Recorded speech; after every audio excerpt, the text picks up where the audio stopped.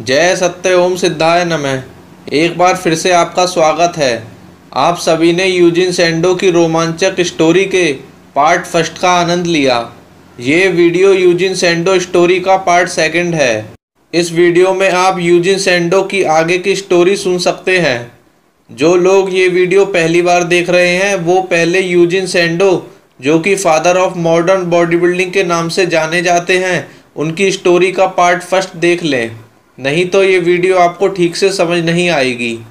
Eugene सैंडो की story के part first video की लिंक नीचे डिस्क्रिप्शन में दी गई है। जय सत्य ओम सिद्धाय नमः।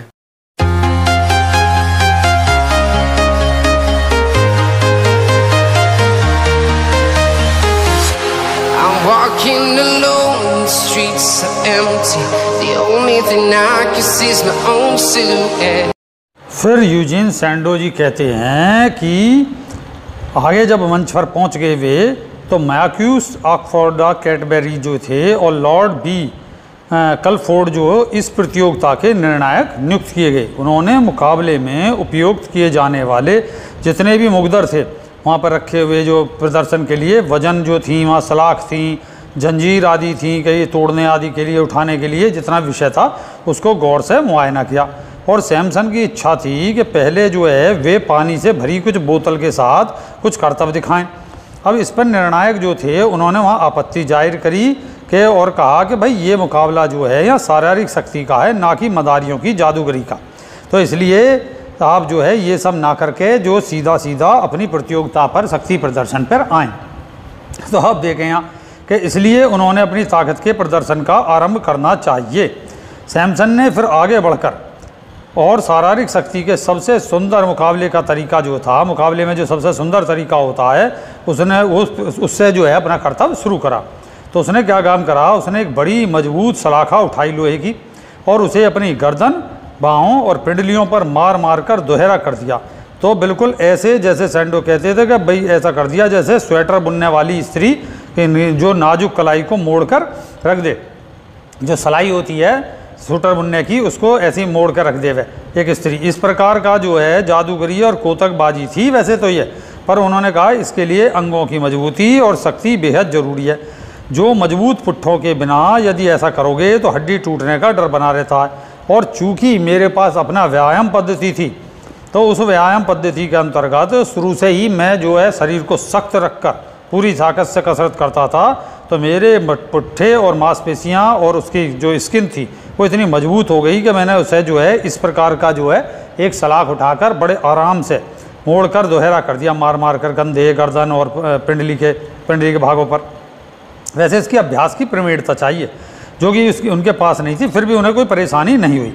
इसके बाद सैमसन ने बिजली के एक मोटे तार को अपने बगल के नीचे से सीने के चारों ओर लपेटा और फिर अपने मजबूत फेफड़ों में सांस भरकर सीने को फैलाते हुए तार को तोड़ दिया।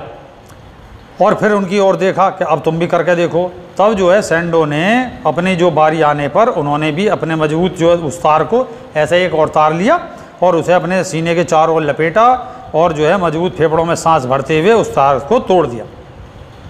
अब प्रतियोगिता में तीसरा आइटम जानबूझकर वहाँ ऐसा रखा गया था कि हार जीत की घोषणा न हो सके।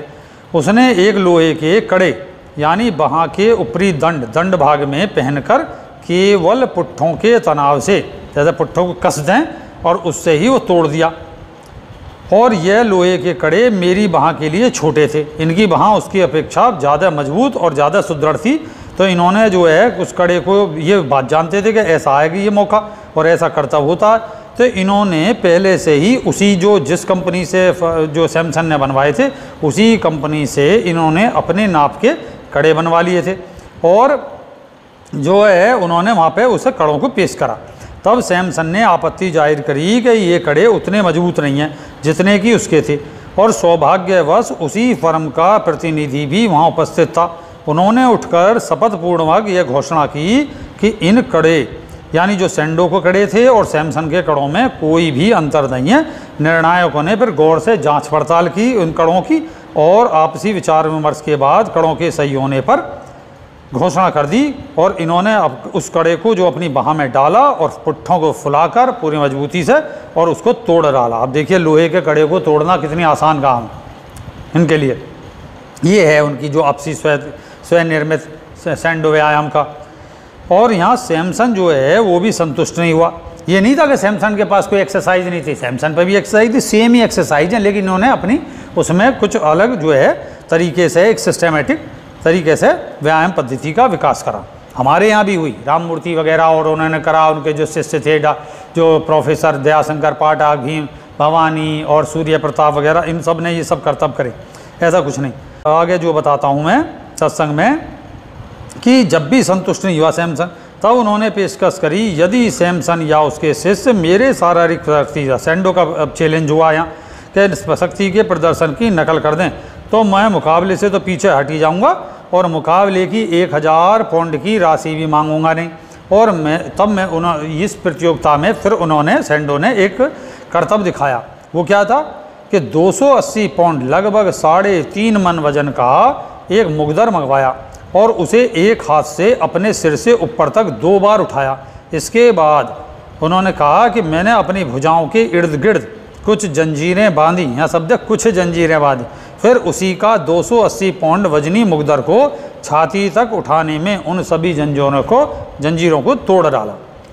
अब इस पर जो है सैमसन जो है ये सब देखकर बौखला गया और उसने एकदम कहा ये धोखेबाजी है, तो फरेब है। और यह कहकर सैमसन झुंझलाने लगा और जानता था कि यह करना उसके बस की बात नहीं है।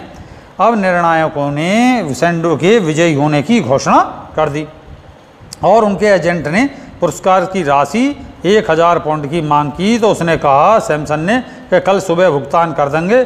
और मज़ेदार ये बात थी कि फिर वो सुबह कभी आई नहीं। तो यहाँ फिर उन्होंने शक्ति प्रदर्शन के नए ढंगों का प्रदर्शन करना प्रारंभ करा सैंडो ने। उस समय संसार में बहुत से मजबूत और बलवान व्यक्ति थे जो एक दूसरे से बढ़ चढ़कर वजनों का उठाने का प्रदर्शन कर रहे थे। अब तब की अधिक से अधिक वजन उठाने की सीमा उस समय जो थी वो 280 पाउंड से बढ़कर 320 पाउंड, लगभग 150-200 किलो तक पहुंच चुकी थी, 150 किलो तक पहुंच चुकी थी। और ये जो है इन्होंने कहा कि मैंने स्वाभाविक रूप से नवीनता प्रिय हूँ और मैंने जीवित व्यक्ति और पशुओं का वजन उठाने का नया ढंग ढूंढ निकाला। तब ये क्या कर दिखाते थे करतब कि एक बलिष्ठ घोड़े को एक ही हाथ से सिर की ऊंचाई तक उठाकर स्टेज पर चक्कर लगाने का पहला प्रदर्शन इन्होंने ट्यू वैली में किया, ट्यू वैली नामक स्थान पर करा। और तब इन्होंने एक मजबूत सलाख के सिरों पर बंधी हुई 2 बड़ी बड़ी गेंदों को सिर से ऊपर तक उठाना शुरू करा। और जब उन गेंदों को जमीन पर लाकर रखकर खोलते उनका मुंह, तो उनमें से एक एक बलिष्ठ व्यक्ति निकलता, जिसे लोग देखकर हैरान हो जाते। और उसी तरह मैं अपने सीने पर एक बड़े पियानो को रखने का प्रदर्शन करता। मतलब सैंडो कहते हैं कि मैं अपने सीने पर एक बहुत बड़ा पियानो, जो फुल साइज का पियानो होता है उसे, और उस पर 8 संगीतकार बैठकर उसे बजाते थे। और इनका एक प्रदर्शन और भी था जिसके बारे में उन्हें विश्वास था कि उसे कोई दूसरा नहीं कर सकता। यह प्रदर्शन था दोनों हाथ में 56 पाउंड वजन के 2 बेल्ट से पकड़कर कलाबाजी लगाना। 2 बेल्ट्स पकड़ी और एकदम झटके से कलाबाजी लगा दी। अब ये वैसे तो जो है एक तरीके का प्रदर्शन, बल प्रदर्शन भी है और मतलब स्वास्थ्य प्रदर्शन भी है और जिम्नास्टिक भी हुई। स्थान स्थान पर इन प्रदर्शनों के बाद जब ये पहली बार लंदन लौटे वापस, जो पहले से थिएटर था उसमें प्रदर्शन का एक निमंत्रण मिला। वहाँ पर इन्होंने एक नया प्रदर्शन करा। इस प्रदर्शन से इन्होंने अपने सीने पर ऑर्केस्ट्रा जो बजाने की जगह एक बड़ा तख्ता रखवाया और फिर 3 बड़े घोड़े खड़े कराए और उन्हें उनके बोझ को सहन करने का तख्ते पर संतुलन भी बनाया। और इसी प्रदर्शन से उनके सीने पर तख्ते पर से एक घुड़सवार सरपट घोड़ा दौड़ाता हुआ गुजरता है। इस प्रकार के प्रदर्शनों द्वारा जीवित व्यक्ति और वजनों के मतलब उठाने के इतिहास में एक उन्होंने नया अध्याय जोड़ डाला। जबकि देखिए हमारे यहाँ राममूर्ति लगभग 2500 से 5000 किलो तक का हाथी गुजारते थे, तो जब भी तो राममूर्ति के सामने सैंडो कुछ नहीं है। और जो मैंने पूर्वत जो है अनेकों अभ्यास में जो अपनी राममूर्ति और जो हमारी जो पफसी योग है उसके व्यायाम के विषय में बताया है, वो जो है सही मायने की दंड बैठक। अनेक लोग पूछते हैं कि जी दंड बैठक, अरे भाई हमारा तो जो है ये पीछे से खानदानी काम रहा है। हमारे दादा पहलवान थे, कमिश्नरी चैंपियन, और हमारे परिवार में एक से एक बलवान व्यक्ति हुए। और फिर बाद में जो है पफसी योग का मैंने खोज करी और उसमें 15 मिनट की एक्सरसाइज निकाली। और ये कोई निकाली नहीं, ये पूर्व जन्म से ही, पूर्व जन्म से कह रहा हूँ, पूर्व जो काल से ही हमारे देश में विद्यमान थी, जो लुप्त प्राय हो गई और उनको पुनर्जीवित करा गया, जो पफसी के नाम से। पे फे से ई, पफसी मतलब power, force, strength, stamina, energy.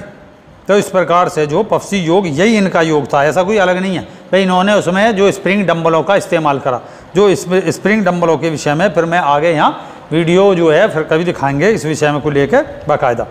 मैंने खूब करी हैं ये सब चीज़ें, जो स्प्रिंग डंबल वाली। और उनसे खास ऐसा नहीं है, ये प्रदर्शन की चीज़ें नहीं, बिक्री का एक उन्होंने आइटम कर लिया, जो कि हमारे यहाँ की जो योग पद्धति में जो मुट्ठी कसकर खींचने का जो अपना ही सिद्धांत है, उसमें उसका तो अलग ही विज्ञान है।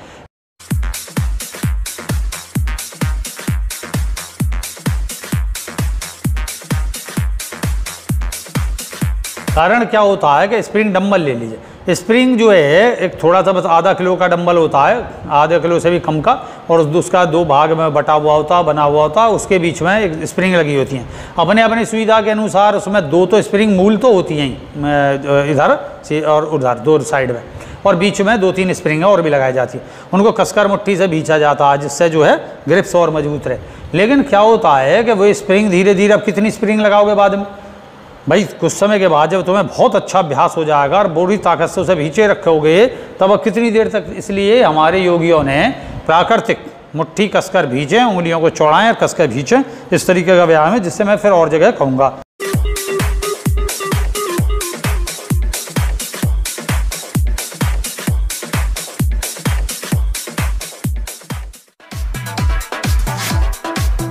तो ऐसे ही इन्होंने जो है सैंडो ने अमेरिका के विश्व प्रसिद्ध जो मतलब जो शिकागो में प्रदर्शनी जो हुई, उसमें शामिल होने का इन्हें निमंत्रण मिला। पानी के जहाज द्वारा ये अमेरिका पहुँचे। 2 सप्ताह बाद इन्हें जो है वहाँ अमेरिका में अपने प्रदर्शन देने शुरू करे, और उसका पहला प्रदर्शन इन्होंने कासिनो में किया। हर प्रदर्शन के बाद दर्शक इनके तरह तरह से हर व्यवसाय के स्त्री पुरुष होते और उत्सुकतावश इनके शरीर को हाथ लगा कर देखते और आश्चर्य से देखते कि सामान्य हालत में जो नरम और मुलायम शरीर फौलाद से भी अधिक सख्त कैसे हो सकता है। और न्यूयॉर्क, बोस्टन और शिकागो में अपने प्रदर्शन देने के बाद सैन फ्रांसिस्को में ये पहुँचे। वहाँ अपने जीवन का इन्हें सबसे रोमांचक भारी घटना घटित हुई, और उसमें जो है इन्होंने शेर से भिड़ंत जो है वो की। शिकागो की जो है विश्व प्रदर्शनी के बाद मतलब इनके फ्रांसिस्को में एक बहुत बड़ा मेला आयोजित किया गया। उसमें कर्नल बोर्न इनके दोस्त थे। उनका जो रीछ और शेर की भयानक लड़ाई कराने की घोषणा की, और उसमें बड़ा शामियाना लगाया गया, जिसमें 20,000 दर्शकों के बैठने की व्यवस्था थी। हज़ारों टिकट बिक चुके थे। तभी पुलिस ने जीव जंतु सुरक्षा अधिनियम उस समय शुरू हो गया और के अधीन में मुकाबले को रोक दिया, और इससे कर्नल जो बोर्ग थे इनके मित्र, वो बड़े परेशान हो गए। अचानक अजीब सी योजना इन्हें सूझी। इन्होंने कर्नल बोर्ग के पास गए और कहा, रीछ की बजाय मेरी मुठभेड़ करा दीजिए शेर से। कर्नल बोर्ग ने इन्हें ऊपर से नीचे तक घूरा और इनकार में सिर उलाते हुए कहा, नहीं नहीं, अरे भाई, नुकसान से बचने के लिए आपकी ज़िंदगी को दांव पर नहीं लगा सकता। और फिर शेर और आदमी का क्या मुकाबला, वह तो ये शेर बहुत ही खूंखार और नरभक्षी है। अब यहाँ देखें कि वो, लेकिन ये भी अपने, क्योंकि इन्हें भी अपने अभ्यास पर कॉन्फिडेंस था, सारी चीज़ों को लेकर कसरत पे, ताकत पे, तो इन्होंने अपनी बात पर अड़े रहे और शेर को दिखाने का आग्रह करते रहे। तब कर्नल बोर्न ने इन्हें शेर के पिंजरे में के पास ले गए, और वहाँ जीवन में बहुत से शेर देखे थे इन्होंने, लेकिन वैसा इतना बड़ा सुंदर और बलिष्ठ शेर कभी नहीं देखा। शेर के इस तेज खूंखार दांत और घातक पंजों के मुकाबले यदि मुझे एक कटार या ऐसी ही किसी हथियार का इस्तेमाल करने की अनुमति दी जाती, तब भी मुकाबला बराबर का ही हो सकता था। लेकिन इंग्लैंड और जर्मनी की तरह अमेरिका में भी जीव जंतु सुरक्षा अधिनियम बहुत कठोर हो गया। तब मुकाबले में शेर से इसी प्रकार लड़ सकता था, तो 2 बॉक्सर जैसे आपस में लड़ते हैं। कर्नल बोर्ग ने जो है इन्हें अपने मित्रों से संबद्ध यह प्रस्ताव रखा, सभी ने मिलकर, जो कमेटी थी उनकी, और इस प्रकार का मुकाबला करना ही है तो शेर के पंजों पर लोहे के दास्ताने और शेर के मजबूत छींका चढ़ा दिया जाए, जिससे मतलब एकदम वो काट ना खाए। और तब इन्होंने अपने मतलब उनके जो है चारों नखूनों पर इस्तेमाल की मदद जो करी, और सबसे मिलकर उन्होंने ऐसा ही कर लिया। प्रस्ताव मान्य हो गया और मुकाबले के लिए तैयार हो गए। अखबारों में खूंखार शेर और निहत्ते सैंडो में मुकाबले की घोषणा के बड़े बड़े विज्ञापन छपने शुरू हो गए। उस दिन तो टल गई बात, और अगले कुछ दिन के बाद में फिर जो है तमाम चारों ओर तहलका मच गया। इस प्रदर्शन ने तो इन्हें असाधारण प्रसिद्धि दी और रिहर्सल की भी तैयारी की गई। सावधानी की कि सभी जो हैं तदबीरें अपनाई गई, मतलब तरीके की। कई व्यक्तियों ने अनेक करविंदों जंजीरों से बांधकर शेर को दस्ताने और छींका पहनाया। एक 70 फुट लंबा चौड़ा पिंजरा लाया गया। कर्नल बोर ने शेरों और साधने वाले बहुत अनुभव थे उन्हें, और शेर को इस पिंजरे में ले आए। रिहर्सल देखने के लिए वहाँ कुछ अन्य लोग भी मौजूद थे। उनमें इनका जो नया मैनेजर मिस्टर विंग फील्ड भी था, और उसका चेहरा भय और दहशत से बर्फ़ की तरह सफ़ेद पड़ गया। अरे भाई कहीं ये मारे गए तो क्या होगा, लेकिन इन्हें अपने पर विश्वास था, और तब ये जानते थे कि अपने पर विश्वास आधी सफलता को, मतलब आधी सफलता तो वैसी पूरी करा देता है। अब सारी तैयारी पूरी हो गई और मुकाबले का समय आया। तब केवल ये एक चुस्त पतलून पहने हुए बिल्कुल निहत्था पिंजरे में दाखिल हुए, ऊपर से नंगे, और पिंजरे में आता देख शेर की जो है आंखें जो है लाल परसोले की तरह देखने लगी।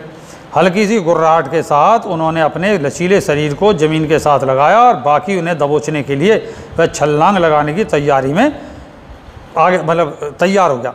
और ये भी हर परिस्थिति को जो निपटने के लिए तैयार थे। जो ही उसने छलांग मारी और इन्होंने बिजली की तरह तेज़ी से उसे एक और होकर, मतलब एक और हो गए, और वो जाके पड़ गया, उसका वार खाली गया, बुरी तरह ज़मीन चाट गया।